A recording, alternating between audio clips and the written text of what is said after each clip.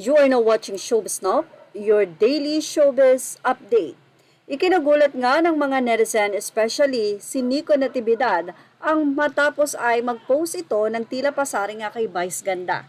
Nagulat sila dahil alam nila na isa si Nico sa malapit kay Vice dahil siya po ay part ng hashtag at ang hashtag po ay part ng It's Showtime before. Actually, nagkaroon pa nga ng revelasyon itong si Vice na pinakapaborito niya sa hashtag ay si Nico. Nag-guest pa si Nico noong February sa It's Showtime.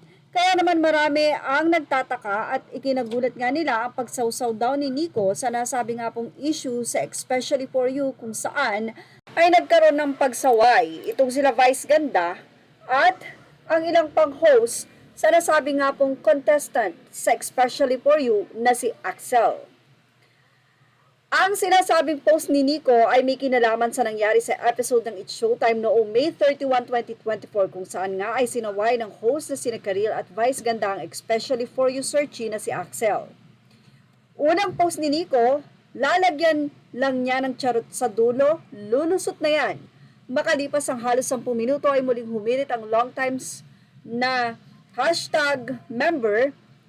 Naaawa ako sa dalawang contestant. Gusto lang nilang ma-experience at exposure pero sobrang trauma yung nakuha nila.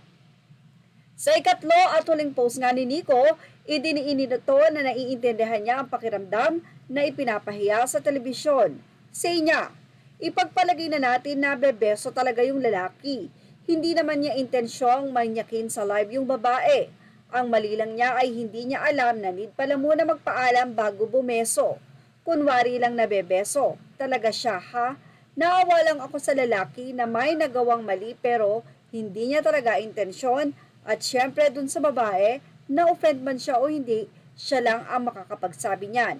Kung na-offend man siya, alam ko na mapapatawad niya yung lalaki. Sobra lang kasi napahiya yung lalaki na nasasabihan pa na tatadyakan at pwedeng kasuhan. Yan nga ang naging bahayag na kung saan ay binura na nga lahat ni Nico ang nasabing mga post na ito. Nagkausap ba sila ni Vice Ganda? Kaya naman nagbura na ng post si Nico?